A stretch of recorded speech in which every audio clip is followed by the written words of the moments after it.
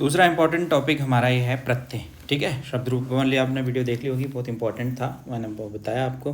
तो प्रत्यय जो हैं वो एग्ज़ाम में जो पूछे जाएंगे उन्हीं के ऊपर हम लोग डिस्कस करेंगे। इधर उधर के प्रत्ययों को हम लोग नहीं पढ़ेंगे अभी। ठीक है, फोकस करेंगे हम लोग अपने एग्ज़ाम के ऊपर। समय बहुत कम है, तैयारी हमें स्मार्ट तरीके से करनी है। तो उसी सिलसिले में मैं अभी आपको वही जो प्रत्यय हैं वो पढ़ाऊँगा। प्रत्यय अभी तक तो आपको पता ही होगा कि प्रत्यय कहते किसे हैं, उसकी डेफिनेशन अगर आप जानना चाहते हैं तो सामने लिखी हुई है। ठीक है, तो किसी भी धातु के बाद में जुड़ते हैं, पश्चात का मतलब होता है बाद में जुड़ते हैं, वो कौन क्या जुड़ते हैं, शब्दांश। जैसे उपसर्ग होते हैं वैसे ही प्रत्यय होते हैं। ठीक है, तो प्रत्यय जो हैं हमें जो सिलेबस में लगे मैं उन्हीं की बात करूँगा। बताते चलूँ आपको एक बार फिर से कि प्रत्यय जो है मुख्य रूप से 3 प्रकार के होते हैं, है ना। एक तो कहलाते हैं कृत प्रत्यय। अब कृत प्रत्यय कौन से होते हैं ये पता है आपको? तो कृत प्रत्यय वो प्रत्यय होते हैं जो किसी क्रिया के साथ लगते हैं। क्रिया से क्रिया याद रखना। ठीक है, ये है कृत प्रत्यय। यहाँ डेफिनेशन दी हुई है, जिन प्रत्ययों को धातुओं में जोड़कर संज्ञा विशेषण या अव्यय आदि पद बनाए जाते हैं। जिन प्रत्ययों को धातुओं में जोड़ के, धातु जो है वो क्रिया से ही संबंध रखता है, या धातु को रूट वर्ड भी कह सकते हैं, मूल शब्द में जोड़कर संज्ञा विशेषण या अव्यय पद बनाए जाते हैं। अव्यय बनाने के लिए धातु में त्वा, ल्यप, तुमुन प्रत्ययों का योग किया जाता है। ठीक है, त्वा, ल्यप और तुमुन जब भी ये प्रत्यय लगते हैं तो इनसे क्या हो जाता है, अव्यय बन जाता है। ठीक है, धातु से विशेषण बनाने के लिए क्षत्रिय, शानच और तव्यत और अनियर और यत इन प्रत्ययों का प्रयोग किया जाता है। ये भी समझ में आ गया। अब उसके बाद भूतकालिक क्रिया के प्रयोग के लिए ता और तवतु एवं करना चाहिए, इस अर्थ के लिए क्रिया का वाचक तव्यत और अनियर और यत प्रत्ययों का प्रयोग करते हैं। धातु से संज्ञा बनाने हेतु त्रिच, तिन, नवुल, न्युट आदि प्रत्ययों का योग किया जाता है। कतिपय प्रमुख कृत प्रत्ययों का परिचय यहाँ दिया जा रहा है, जैसे त्वा प्रत्यय हो गया। ठीक है, कुछ एक प्रत्ययों की ही यहाँ बात हो रही है। त्वा प्रत्यय जो है आपके लिए बहुत आसान है या नहीं है। अगर आपके लिए आसान नहीं है तो डिटेल में हमारी एक वीडियो होगी, वहाँ पर आप जा कर के इसको पढ़ें। ठीक है, चैनल पे नए हैं तो चैनल सब्सक्राइब जरूर कर लें।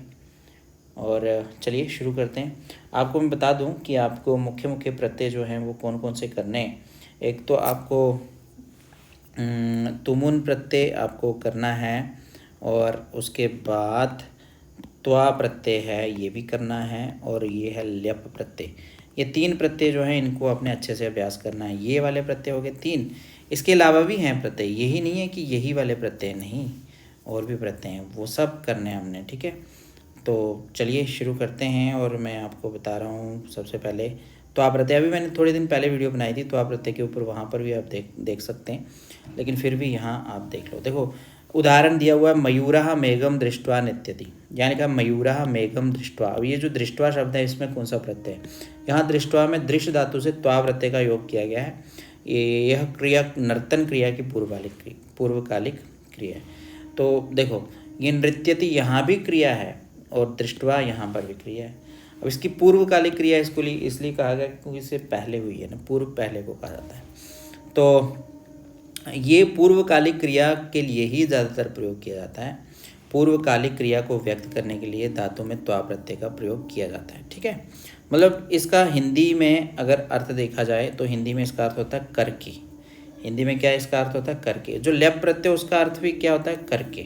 तो दोनों का एक जैसा ही अर्थ होता है।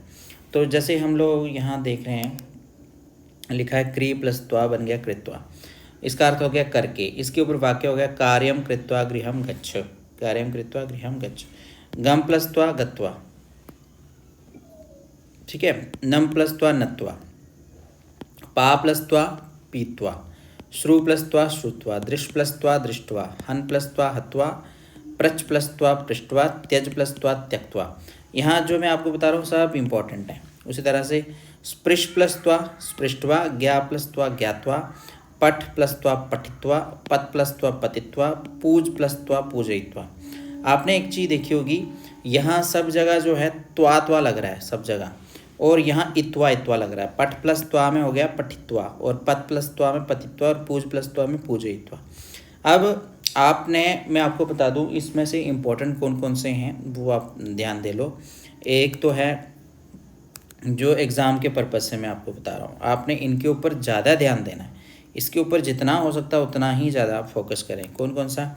एक तो हो गया ये पात्वा, ठीक है, ये किससे बना है? ज़्यादातर लोग जो है पिब पिब प्लस त्वा सोचते हैं लगाने का, है ना। तो मूल धातु पिब भी है, पा भी है, तो पा के साथ त्वा लगा तो बन गया पीत्वा। पीकर, इसका अर्थ हो जाएगा दुग्धम पीत्वा शयनम कुरु, मतलब वाक्य में प्रयोग, दुग्धम पीत्वा शयनम कुरु, दूध पीकर शयन करो। अब दो क्रियाएं, एक तो पीत्वा है यहाँ, एक दूसरी कुरु है। और भी कुछ कर सकते हो आप, जैसे और क्या कर सकते हो आप, क्या पी करके? दुग्ध नहीं, जल, आप लिखोगे जलम पीत्वा विश्रामम कुरु, है ना।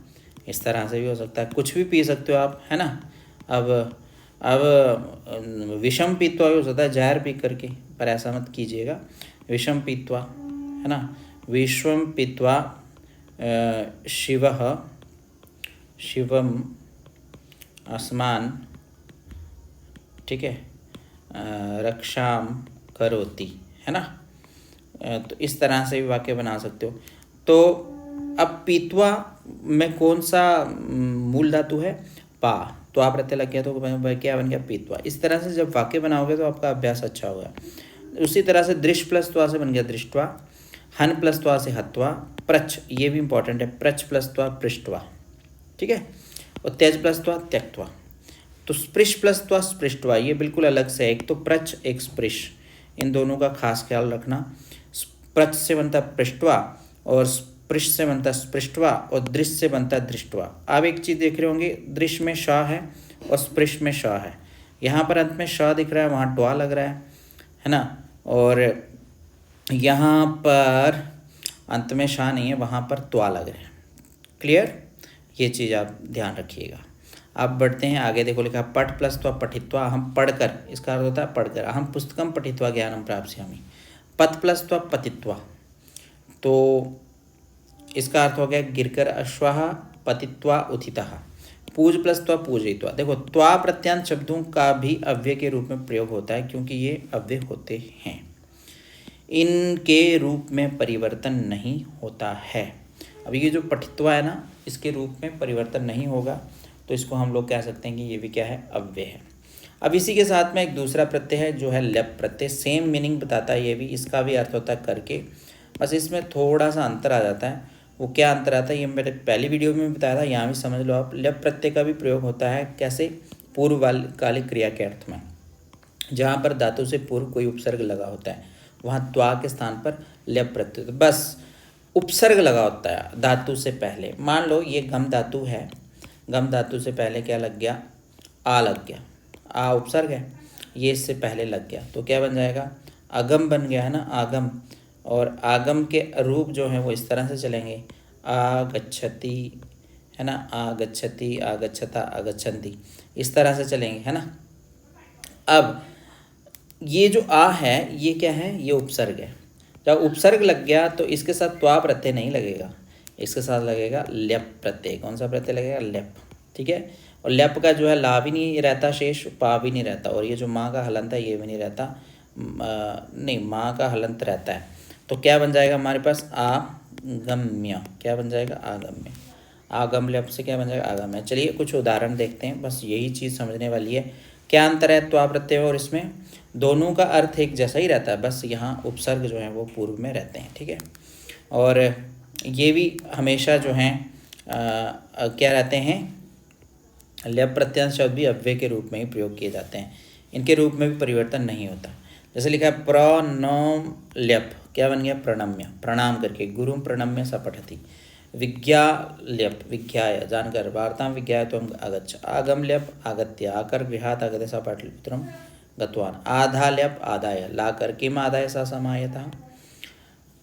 विस्मृ लेप, ठीक है, ये इंपॉर्टेंट है, आ, दा और लेप, ठीक है, आधाय लेप। उस तरह से विस्मृ लेप, स्मृ जो है इससे बन गया स्मृत्य, विस्मृत्य सा किं कर्तव्य विमूढ़ अभवत्। वी जी लेप, लेप यहाँ पर भी प्रत्यय है, और यहाँ पर जी जो है ये धातु है, जी का अर्थ होता है जीत कर, और जब विजित्य बना तभी अर्थ हुआ इसका जीत कर, जी का अर्थ सिर्फ जीत होता है। तो जीत कर शत्रुन विजित्य राजा प्रसन्ना अभवत्। देखो कुछ एक जो आपको लगता ना कि ये हमारे लिए मुश्किल हो रहे हैं, तो इनके ऊपर क्या करो, आप 2, 4, 5, 6 जो है वो वाक्य बना डालो खुद ही, तब आपको ये अच्छे से याद हो जाएगा। कैसे? जैसे विजित्य है, इसके ऊपर और भी वाक्य बनाओ, है ना। कबड्डीम विजित्य, कबड्डीम विजित्य, कबड्डी जीत करके, कबड्डी जीत करके सा गृहम आगच्छत। ठीक है, इस तरह से लिख सकते हो, कबड्डीम विजित्य, जीत करके। यहाँ विजित्य और आगच्छत 2 क्रियाएं हैं, है ना। ये विजित्य जो है पूर्वकालिक क्रिया है और यहाँ पर ल्यप प्रत्यय है। तो विजित्य में अगर आपसे पूछा जाए कि कौन सा धातु है, जी धातु है। ठीक है, ये याद रखना, जी। उसी तरह से उत डी ल्यप। ठीक है, यहाँ डी जो है ये क्या है, ये धातु है डी, है ना। तो डी धातु जो है इस तरह से इसका प्रयोग हुआ है यहाँ पर, उड्डीय बना, ल्यप प्रत्यय लग के, उड्डीय मतलब उड़कर। खगाहा उड्डीय प्रसन्ना भवंती, उड्डीय प्रसन्ना भवंती। ठीक है, खगा उड़ करके प्रसन्न हुए। आनी ल्यप से बन गया आनीय। उस तरह से उपक्री ल्यप से बन गया उपकृत्य, उपकार करके। सज्जना उपकृत्य विस्मरंती। ठीक है, प्र आप ल्यप, यहाँ आप धातु है, आप से बन गया प्राप्य। ठीक है, प्रसन्न जाता। प्रदाल्यप क्या बन गया, देकर। निर्धने व्याधनम प्रदाय धनिका गतः। ठीक है, निर्धने व्याधनम प्रदाय धनिका गतः, देकर, है ना। दा का अर्थ हो जाता है, प्रदाय का अर्थ हो जाता है देकर। संस्पृश्यप, संस्पृश्य स्पर्श करके। पितु चरणम संस्पृश्य सा आशीर्वादम प्राप्तवान। तथा उत्तरील्यप, त्री धातु है यहाँ पर, उत्तीर्य बन गया इससे, उत्तीर्ण करके। दशम कक्षाम उत्तीर्य सा उच्च विद्यालय प्रवेशम अवलभत। ठीक है, इस तरह से हो गया। ये कौन सा प्रत्यय था, ल्यप प्रत्यय। कुछ और पूछना है तो आप कमेंट बॉक्स में पूछिए। बस यही है, आपको बार बार देखना है, पढ़ना है, बार बार सुनना है, तो आपको आ जाएगा। अब इसका डिटेल में कैसे कैसे जुड़ते हैं ये, तो उसके लिए तो आपको सिद्धांत कौमुदी पढ़नी पड़ेगी, लेकिन यहाँ पर आपको जो है वो करनी है प्रैक्टिस। किसके लिए, एग्ज़ाम के लिए। तो उसी तरीके से आपको पढ़ना है। तुमुन प्रत्यय है, तुमुन प्रत्यय जो है निमित्त अर्थक में प्रयोग होता है। तुमुन प्रत्यय भी मैंने कहा आपको ये लगा हुआ है, कक्षा 8th में ही बच्चों को ये पढ़ा देते हैं हम लोग। तो अर्थात क्रिया को करने के लिए इस अर्थ में धातु के साथ तुमुन प्रत्यय लगता है, क्रिया को करने के लिए बस। ठीक है, जैसे जब 2 क्रियापदों का कर्ता एक होता है, क्रिया 2 हैं, एक क्रिया 2 क्रिया, लेकिन कर्ता इनका क्या है, एक है, सिंगल। 2 क्रिया कर रहा था, एक क्रिया दूसरी क्रिया का प्रयोजन या निमित्त होती है, तो निमित्तार्थक क्रियापद में तुमुन प्रत्यय होता है। समझ गए होंगे आप। देखो दिया है, सुरेशा पठितुम विद्यालयम गच्छति। इसका अर्थ है सुरेश पढ़ने के लिए विद्यालय जाता है। वाक्य में पढ़ना और जाना 2 क्रियापद है। ठीक है, अब निमित्त क्या है स्कूल जाने का, पढ़ना, जिनमें पढ़ना क्रिया प्रयोजन है, इसके लिए सुरेश विद्यालय जाता है। अतः पठितुम में तुमुन प्रत्यय। समय, वेला आदि कालवाची शब्दों के योग में भी धातु में तुमुन प्रत्यय होता है। स्नातुम वेला अस्ति, ये याद रखना। ये कुछ एक इंपॉर्टेंट चीज़ें हैं। क्या बताया मैंने, समय, वेला आदि कालवाची शब्द जो है ना, यहाँ वेला शब्द दिख रहा है, यहाँ समय शब्द दिख रहा है। इनके साथ किस प्रत्यय का प्रयोग हो रहा है, तुमुन प्रत्यय का। स्नातुम वेला अस्ति, पठितुम समय अस्ति। और अब और भी बहुत सारी वेलाएँ आती हैं, है ना। अब अगर लिखोगे आप, यहाँ लिखा स्नान करने की बेला है, तो आप लिखोगे किसकी, देखने की बेला है ना। देखने के लिए क्या होगा, द्रष्टुम, द्रष्टुम हो जाएगा। द्रष्टुम वेला अस्ति, देखने की वेला है। उसी तरह से अब वेला के लिए हमने क्या किया, तुमुन प्रत्यय का प्रयोग किया। पढ़ने का समय है, पढ़ने के लिए समय है, पठितुम समयो अस्ति। और किस किस के लिए समय होता है आपके पास, उसके ऊपर वाक्य बना दो, है ना। तो कुल मिलाकर के यही है कि वेला और समय के लिए भी तुमुन प्रत्यय का ही प्रयोग किया जाता है। तुमुन प्रत्यांत शब्द भी अव्यय होते हैं, ये भी अव्यय होते हैं, इनका रूप भी नहीं बदलता है, ये भी अव्यय होते हैं, ये याद रखने वाली बात है। गम प्लस तुमुन से बन जाता है गंतुम, इसका अर्थ है जाने के लिए। सागृहम गंतुम उद्यता अस्ति, घर जाने के लिए। उद्यता मतलब बहुत उतावला है। हन प्लस तुमुन हंतुम, मारने के लिए। मृगम हंतुम सिंगा समुद्यता अस्ति। पा प्लस तुम पातुम, पीने के लिए। जला पातुम स नदीं गतवान्। स्ना प्लस तुमुन स्नातुम, स्नान के लिए। स स्नातुम तरणतालम अगच्छत्। तरणतालम क्या हो जाता है? तालाब। दातुमुन, दातुम या स्विमिंग पूल भी कह सकते हो। दातुम देने के लिए। उत्तमः जना ज्ञानम दातुम इच्छुकः भवति। प्रच प्लस तुमुन प्रष्टुम बन गया, पूछने के लिए। छात्रा प्रश्नम प्रष्टुम समुत्सुकः भवति। तो दृश्य प्लस तुम द्रष्टुम, अभी मैंने ऊपर बताया था, देखने के लिए। चित्रम दृष्टुम बालका आगच्छत्। हस प्लस तुमुन हसितुम, हंसने के लिए। हम हसितुम इच्छामि। खाद प्लस तुमुन से बन गया खादितुम, खाने के लिए। बालका आम्र खादितुम इच्छति। क्रीड प्लस तुमुन से बन गया क्रीडितुम, खेलने के लिए। शिशु कंदुकेन क्रीडितुम इच्छति। भाष प्लस तुमुन से बन गया भाषितुम, भाषण के लिए। सा भाषितुम उत्थिता।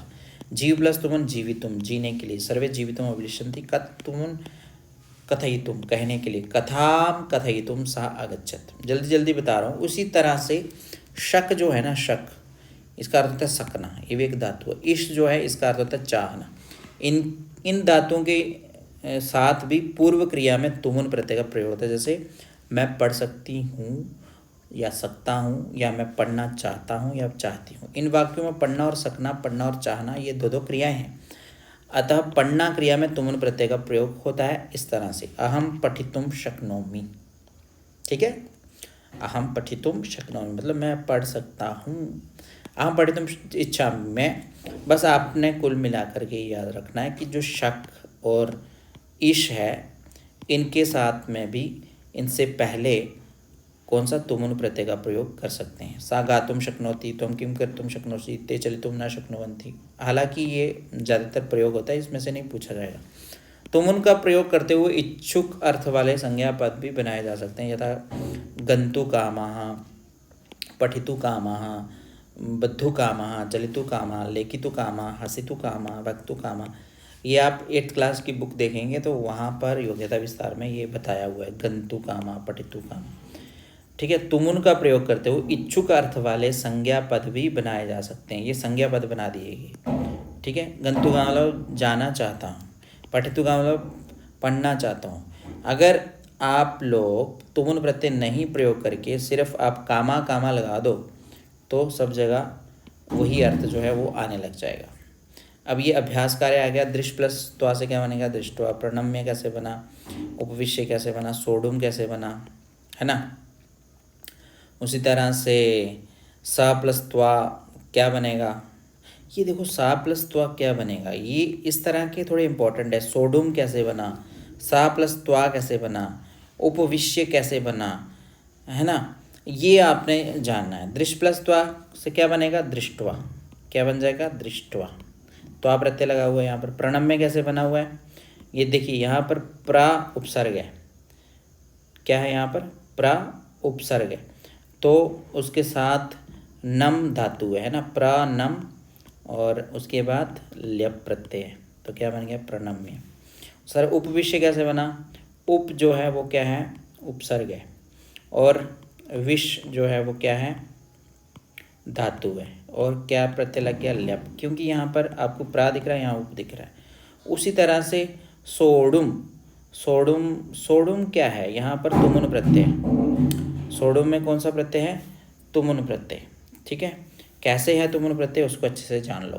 सोडुम में जो मूल धातु है वो है सा, और इसके साथ लगा हुआ है तुमुन प्रत्यय। कौन सा प्रत्यय लगा हुआ है? तुमुन।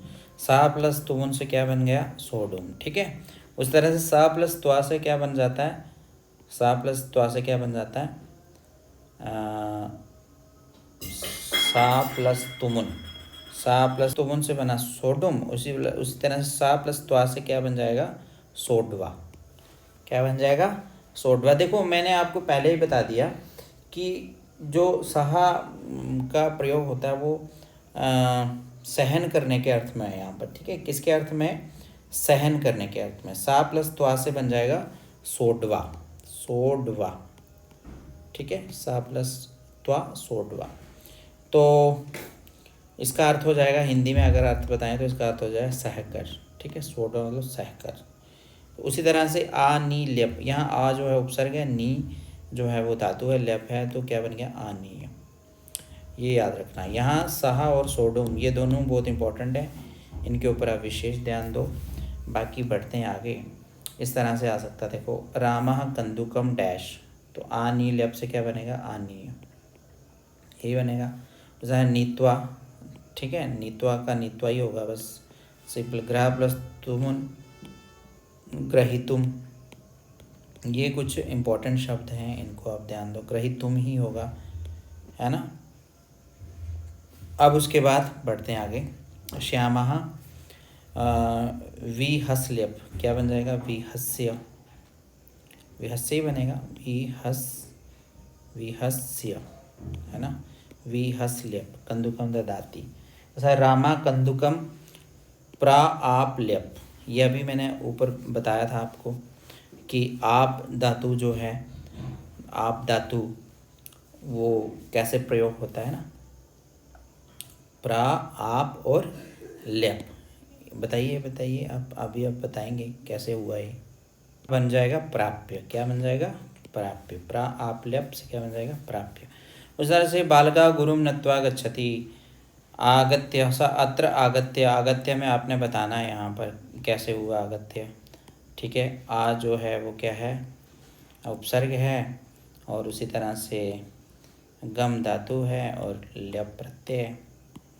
गत्वा में गम प्लस त्वा, विहस्य में वी जो है वो उपसर्ग है, हस जो है वो क्या है, धातु है ना, और ल्यप प्रत्यय।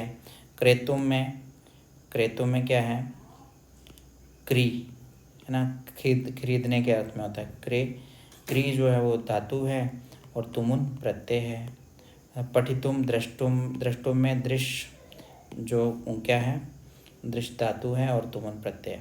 उस तरह से लिखा, त्वा प्रत्यय से प्रयोगी ना वाक्यानि संयोजयेत, यहाँ वाक्य आपने क्या करने, जोड़ने। बालिका उद्यानम गच्छति तत्र क्रीडिष्यति। अब यहाँ आप इसको इस तरह से बोल सकते हो, बालिका उद्यानम गत्वा तत्र क्रीडिष्यति। अहम विद्यालयम गच्छामि अहम पठिष्यामि, अहम विद्यालयम गत्वा पठिष्यामि। तो तुमुन प्रत्यय का के योग से वाक्यानि संयोजयेत, बालिका क्रीडिष्यति सा उद्यानम गच्छति। तो इन सब चीज़ों का अभ्यास करना है। बढ़ते हैं आगे। क्षत्रिय शानच प्रत्यय देख लेते हैं, क्या ये हमारे सिलेबस में है, एक बार आप इसे ज़रूर देख लें। अगर ये हैं हमारे सिलेबस में, आप देखेंगे क्लास 10th के निमित्त जो सिलेबस है ना KVS में, उसमें आप देखेंगे इन क्षत्रिय और शानच प्रत्यय के विषय में भी कहा गया है, जिनको आपने पढ़ना है अच्छे से, ठीक है। क्षत्रिय और शानच प्रत्यय ये 9th क्लास में भी हैं, त्वा, तुमुन, त्यप, ल्यप, तवतु, क्षत्रिय, शानच और त। और अगर आप देखेंगे 10th क्लास में, उसमें भी हैं क्षत्रिय और शानच प्रत्यय। तो देख लें एक बार हम क्षत्रिय और शानच प्रत्यय को। चलिए देखिए, क्षत्रिय प्रत्यय और शानच प्रत्यय एक कार्य को करते हुए जब साथ ही साथ अन्य कार्य भी किया जा रहा हो तो करता हुआ, करती हुई, चलता हुआ, चलती हुई, पढ़ता हुआ, पढ़ती हुई इत्यादि अर्थों को बताने के लिए परस्मैपदी धातुओं में क्षत्रिय प्रत्यय तथा आत्मनेपदी धातुओं में शानच प्रत्यय का प्रयोग किया जाता है। सेम टू सेम जैसे आपने ऊपर पढ़ा है त्वा और ल्यप प्रत्यय, वैसा ही है कुछ, वहाँ अलग अलग रूल था। यहाँ क्षत्रिय का अर्थ भी वही है, शानच का अर्थ भी वही है। बस अंतर क्या है, अंतर ये है कि परस्मैपदी धातु में क्षत्रिय प्रत्यय लगता है और आत्मनेपदी धातु में शानच प्रत्यय का प्रयोग होता है। क्षत्रिय का शा और री का लोप होकर धातु में अत जुड़ जाता है। धातु में क्या जुड़ जाता है, अत, ठीक है, ये याद रखना, धातु में अत जुड़ जाएगा बस, और कुछ नहीं, अत जुड़ जाएगा। तथा शानच के शा और चा का लोप होकर आन के पहले माँ का आगम हो जाता है। इस प्रकार धातु के साथ मान जुड़ता है। शानच का क्या हो जाता है, मान जुड़ जाता है, बस यही आता है एग्जाम में कि बताइए इसमें कौन सा प्रत्यय है, क्षत्रिय है या शानच है। तो आपको ये रूल पता होना चाहिए कि क्षत्रिय का जो है वो अत बन जाता है और शानच का मान बन जाता है। क्या क्या इसका लोप हो जाता है, शा का और चा का लोप होकर, ये जो शा है इसका भी लोप हो जाता है, चा भी लोप हो जाता है, आन बचता है। तो आन के पहले माँ का आगम हो जाता है, तो आन का क्या हो जाता है, माँ बन जाता है, और आन से पहले माँ का आगमन हो जाता है, माँ आ जाता है और बन जाता है मान, ठीक है। ये आन लिखा है, इससे पहले माँ आ गया तो ये आ जो है वो नहीं रहेगा, दीर्घ संधि हो गई, मान बन गया, तो मान बन गया। क्षत्रिय शानच प्रत्ययों से बने हुए शब्द विशेषण रूप में प्रयुक्त होते हैं, अतः इनके रूप तीनों लिंगों में चलते हैं। जो भी विशेषण बन जाता है ना उसके रूप चलने लग जाते हैं, ये अव्यय नहीं है। क्षत्रिय और शानच प्रत्यय अव्यय नहीं है, ये याद रखिएगा। अव्यय कौन से थे जो मैंने आपको पहले बता दिए अभी, त्वा प्रत्यय हो गया, ल्यप प्रत्यय हो गया, तुमुन प्रत्यय हो गया, वो सब अव्यय थे, लेकिन ये अव्यय नहीं है। तो चलिए देखो इसके उदाहरण कुछ। देखो पठ में क्षत्रिय प्रत्यय लग गया, तो जब पठ में क्षत्रिय प्रत्यय लग गया तो क्षत्रिय मतलब अत बन गया इसका, तो पुल्लिंग में इसका बन जाएगा पठन। क्या बनेगा? पठन। अब ये अत कहाँ दिखेगा? सिर्फ नपुंसकलिंग में ही दिखेगा, बाकी पुल्लिंग में इसका पठन दिखेगा और स्त्रीलिंग में इसका पठंती दिखेगा। अब इसके रूप भी चलते हैं, शब्द रूप, क्योंकि ये विशेषण है ना, क्योंकि ये विशेषण है। पठन क्या हो गया? विशेषण। पठंती विशेषण और पठत भी विशेषण हो गया। बाद में बताते हैं आपको इनके विषय में। लिख के साथ क्षत्रिय प्रत्यय लग गया तो बन गया लिखन, लिखंती, लिखत। हस के साथ क्षत्रिय प्रत्यय लगा तो हसन, हसंती, हसत। क्लियर? ये यहाँ तक तो उदाहरण थे किसके? क्षत्रिय प्रत्यय के, है ना।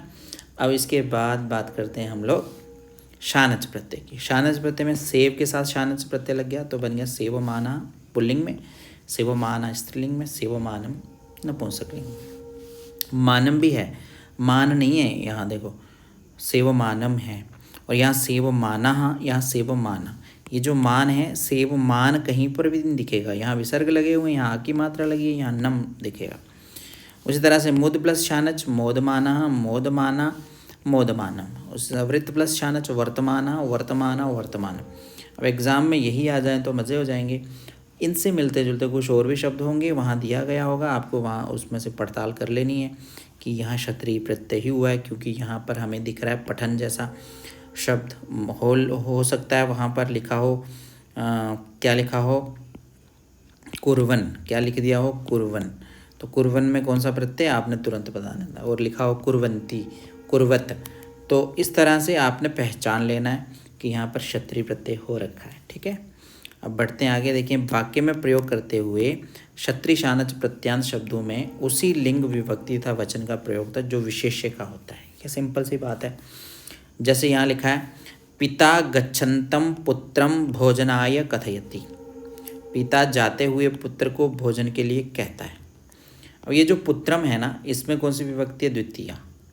ये विशेष्य यहाँ पर कौन सा? पुत्रम ही है। तो इसकी विशेषता क्या है कि वो जा रहा है, जाता हुआ है। तो पुत्रम में जो विभक्ति है वही हो गई विभक्ति किसमें? यहाँ पर हो गई विभक्ति। जो लिंग है पुत्रम में वही लिंग हो गया यहाँ पर। मतलब ये जो पठन आप दिख रहे हैं इसका द्वितीय विभक्ति एक वचन में बन जाएगा पठनतम। क्या बन जाएगा? पठनतम। पठन कैसे चलते हैं इसके रूप वो भी बताऊंगा मैं। चलिए बढ़ते हैं आगे। इस वाक्य में पिता किस प्रकार पुत्र को भोजन के लिए कह रहा है? इसके उत्तर में जाते हुए पुत्र को है। अतः पुत्रम के विशेषण रूप में गच्छत शब्द में भी द्वितीय विभक्ति का प्रयोग होकर बन गया गच्छन्तम पद बना। ठीक है, इसी प्रकार अन्य वाक्य भी समझे जा सकते हैं। अब ये जो गच्छत जो है किससे बना हुआ है? ये बना हुआ है क्षत्रिय प्रत्यय लगने से।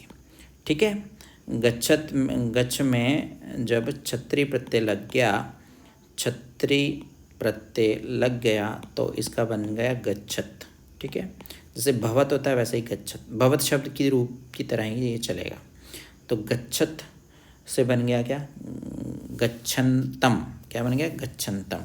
बढ़ते हैं आगे। लिखा है विद्यालयं गच्छन्तीभिः बालाभिः मार्गे कपोता दृष्टा। माता सेवमानाय पुत्राय आशीः ददाति। मोदमानस्य जनस्य प्रसन्नतायाः किं कारणमस्ति? सा उच्चैः पश्यन् पतति। चलन्ती बालिका मार्गं पृच्छति। सा कं पश्यन्ती गच्छति। अब आप देख रहे होंगे ये जो बाला भी है ये है विशेष्य, और इसी की विशेषता बताने के लिए गच्छन्ती भी हो गया। जैसे बाला भी वैसे गच्छन्ती भी। गच्छन्ती तो आपने पढ़ा कि यहाँ पर क्षत्रिय प्रत्यय है, लेकिन इसके साथ भी जो लगा वो लगा इसके विशेष्य की वजह से।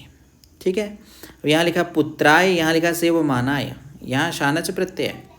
ठीक है, वैसे ही मोदमानस्य जनस्य, ये चीज़ देखने वाली है। सा उच्चे ही पश्यण पतति, वह जोर से देखता हुआ पतति मतलब गिर जाता है ना। चलंती बालिका मार्गम पृच्छति, जाती हुई बालिका मार्ग को देखती है। ये एक वचन इसलिए क्योंकि यहाँ बालिका है ना। उस तरह सा कम पश्यन्ति गच्छति, इस तरह से आपको अभी थोड़ा थोड़ा समझ में आ रहा होगा। और पहले भी मैंने इनके ऊपर वीडियोस बनाई हैं, वो भी आप देखिए। अब बढ़ते हैं हम लोग थोड़ा आगे। एग्ज़ाम पर्पज़ के लिए मैं ये वीडियो आपके लिए जल्दी जल्दी में बना रहा हूँ। देखो जैसे लिखा है गम के साथ क्षत्रिय प्रत्यय लग गया तो बन गया गच्छत, इसका अर्थ हो गया जाता हुआ। पुल्लिंग में ये होगा गच्छन, स्त्रीलिंग में होगा गच्छन्ति, और नपुंसकलिंग में हो जाएगा गच्छत। ठीक है, गम में क्षत्रिय प्रत्यय लगा, ना कि गच्छ में, जैसे मैं पहले बता रहा था। गम इसमें मूल धातु है, उसके साथ क्षत्रिय प्रत्यय लगा तो उससे बन गया एक शब्द हमारे सामने गच्छत। अब गच्छत यह है विशेषण, विशेषण शब्द है, तो विशेषण शब्द जो है उसके प्रथमा से लेकर सातवीं विभक्ति होती हैं। दृश्य के साथ क्षत्रिय प्रत्यय लग गया तो बन गया पश्यत, दृश्यत नहीं होगा पश्यत होगा, ये ध्यान देखना। पश्यन, पश्यन्ति, पश्यत। दा के साथ क्षत्रिय प्रत्यय लग गया तो ददत, देता हुआ। यच्छन, यच्छन्ति, यच्छत। अब दा जो है ये देने के अर्थ में, तो इससे क्या बन गया ददत, लेकिन पुल्लिंग में इसको यच्छन कहेंगे, यच्छन्ति कहेंगे स्त्रीलिंग में, और यच्छत कहेंगे इसको नपुंसकलिंग में। बहुत अंतर दिख रहा है यहाँ पर आपको, है ना। ये जिन जिन में अंतर दिख रहा है इन शब्दों को आप अंडरलाइन कर लो अच्छे से। जैसे दृश्य में क्षत्रिय लग गया तो पश्यत बनेगा, दा में क्षत्रिय लग गया तो ददत बनेगा, पा में क्षत्रिय लग गया तो पीवत बनेगा, ये तो कोई बात नहीं आप कर लोगे, पिवन, पिबंती, पिवत। भू में क्षत्रिय लगा तो भवत हो जाएगा, भवन, भवंती, भवत। पच में क्षत्रिय लगा तो पचत होगा, पचन, पचंती, पचत। प्रच्छ में क्षत्रिय लगा तो प्रच्छत होगा, पृच्छन, पृच्छन्ति, पृच्छत। नी में क्षत्रिय लगा तो नयत, ठीक है, नयन, नयंती, नयत। नृत्य में क्षत्रिय लग गया तो नृत्यत, नृत्यन, नृत्यंती, नृत्यत। चोर में क्षत्रिय लगा तो चोरयत, ये भी ध्यान रखने की वाला शब्द है। चोर में क्षत्रिय लगा तो बनता है चोरयत, चोरयन, चोरयंती, चोरयत। गण में क्षत्रिय लगा तो गणयत, गणयन, गणयंती, गणयत। मिल में क्षत्रिय लगा मिलत, ठीक है, मिलता हुआ, मिलन, मिलंती, मिलत। यज में क्षत्रिय लगा तो यजत, यजन, जजंती, जजत।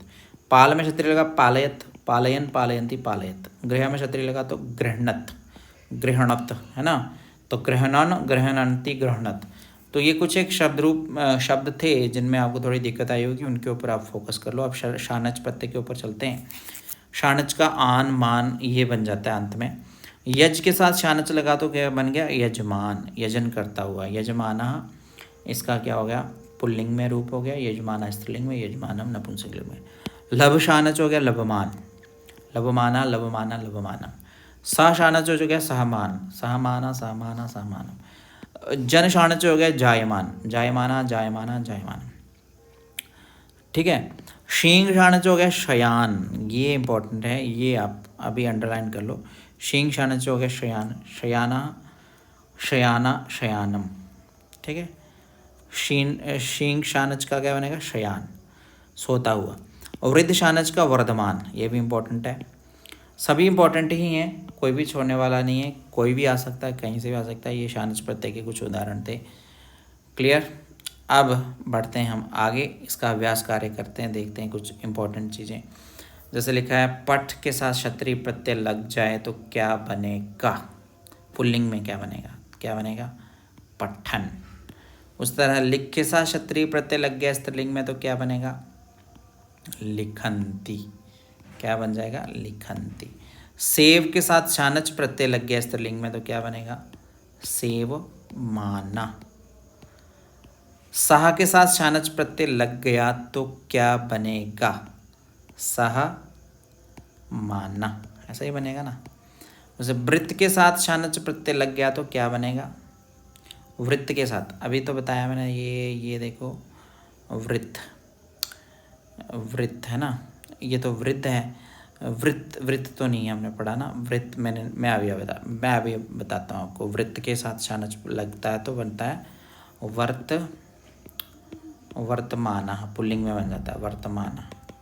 उस तरह हस के साथ क्षत्रिय प्रत्यय लग गया तो क्या बन जाएगा, हस के बाद क्षत्रिय तो स्त्रीलिंग में हो जाएगा हसंती, क्या हो जाएगा हसंती। ये ध्यान रखना है, पूछा क्या है।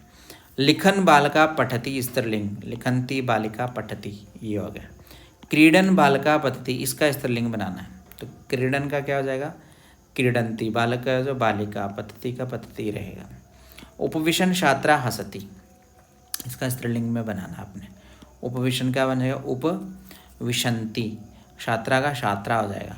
धावंती बालिका क्रंदती, धावंती, इसका पुल्लिंग में बनाना है तो धावन, धावन हो जाएगा, धावन बालका क्रंदती। सा चलन खादती, स्त्रीलिंग में बनाना है, चलन का क्या हो जाएगा, चलंती। अहम नित्यन, स्त्रीलिंग में बनाना, नित्यंती। त्वम याचमाना न शोभसे, इसका पुल्लिंग में बनाना है तो यहाँ हो जाएगा याचमानः। ते गच्छन्तः, ते गच्छन्तः वार्तां कुर्वन्ति, स्त्रीलिंग में बनाना है इसका, गच्छन्तः। ठीक है, अब ये बहुवचन में आ गया, किस में आ गया, बहुवचन में। तो ते का जो स्त्रीलिंग है वो क्या होगा बहुवचन में, ताहा। ठीक है, और गच्छन्तः, गच्छन्ता की जगह पे आप क्या लिखोगे, गच्छन्ति, गच्छन्त्यो, गच्छन्त्याः। ये स्त्रीलिंग शब्द जो है लक्ष्मी शब्द की तरह चलता है, गच्छन्त्याः, है ना, लक्ष्मी, लक्ष्म्यो, लक्ष्म्याः होता ना, उसी तरह से गच्छन्त्याः वार्तां कुर्वन्ति। ते धावन्त्यो भ्रमता, अब धावन्त्यो जो है वो द्विवचन है, इसका पुल्लिंग में बनाना आपने, धावन्त्यो। ते धावन्त्यो भ्रमता, ये पुल्लिंग में ही तो लिखा हुआ है ना, भवान भवंतो नहीं, ये स्त्रीलिंग में लिखा हुआ है, धावन्त्यो लिखा है। लक्ष्मी, जैसे लक्ष्म्यो मैं कह रहा था वैसे धावन्त्यो लिखा था, तो यहाँ हो जाएगा पुल्लिंग में क्या होगा, तौ।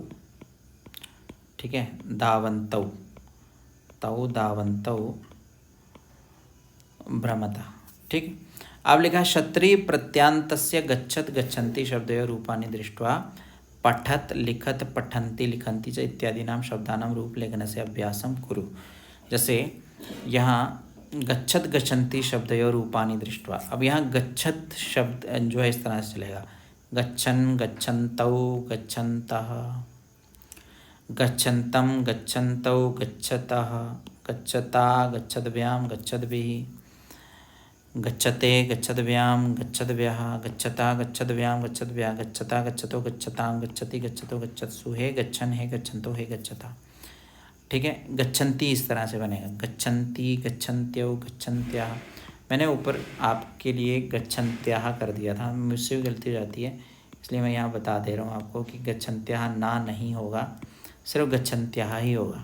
ठीक है, गच्छन्त्याः ही होगा। ठीक है, यहाँ देख लो आप अच्छे से लिखा, गच्छन्तीं गच्छन्त्यो गच्छन्ति, गच्छन्त्या गच्छन्तिभ्यां गच्छन्तिभिः, गच्छन्त्यै गच्छन्तिभ्यां गच्छन्तिभ्यः, गच्छन्त्या गच्छन्तिभ्यां गच्छन्तिभ्यः, गच्छन्त्या गच्छन्तिभ्यां गच्छन्तिभ्यः, गच्छन्त्यां गच्छन्त्योः गच्छन्तिषु, हे गच्छन्ति हे गच्छन्त्यो हे गच्छन्त्यां, मतलब लक्ष्मी शब्द की तरह ही चलता है।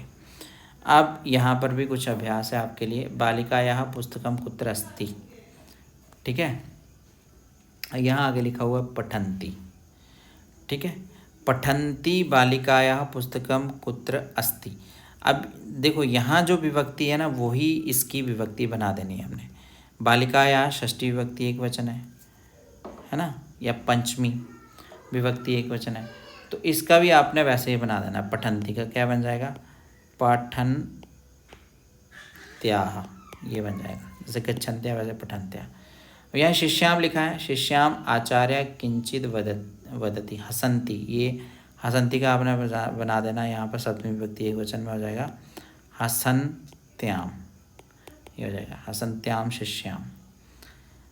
या ये शिष्याम द्वितीय विभक्ति है तो हो जाएगा, द्वितीय विभक्ति में क्या बन जाता है इसका, हसन्तीम बन जाएगा, हसन्तीम शिष्याम आचार्य किंचित वदति।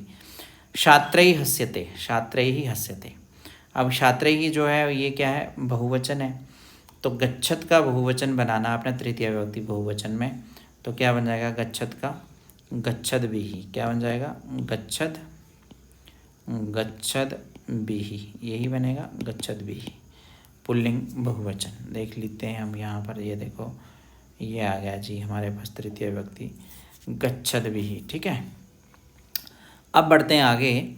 देख तो यहाँ लिखा है कलिकानां सौंदर्यम अपूर्वम वर्तते, कलिकानां सौंदर्यम अपूर्व, विकसंती लिखा है, तो ये क्योंकि स्त्रीलिंग है, जब भी संति संति लग रहा है तो स्त्रीलिंग है। तो षष्ठी विभक्ति बहुवचन में देखो क्या लिखा है, गच्छन्तिभ्यः, ठीक है, तो इसका क्या हो जाएगा, विकसन्तिभ्यः कलिकानां सौन्दर्यम् अपूर्वं वर्तते। बालकाय वस्त्रम दीयते याचत, ठीक है, बालकाय, यहाँ देखो याचते हो जाएगा, क्या हो जाएगा, याचते, याचते। जैसे अभी हमने पढ़ा गच्छते था ना वहाँ पर चतुर्थी एक वचन में, एक हो लिया गच्छते, तो यहाँ हो जाएगा याचते। उस तरह से उदाहरणम अनुसृत्य क्षत्रिशान च प्रत्यय संयोज्य वाक्यानि संयोजयति, यहाँ वाक्य बनाने आपने, ये इतने मुश्किल नहीं लगेंगे अब आपको। तो उसके बाद है दोस्तों हमारे पास भूतकालिक त और तवतु प्रत्यय, यही भी बहुत इंपॉर्टेंट है, ठीक है।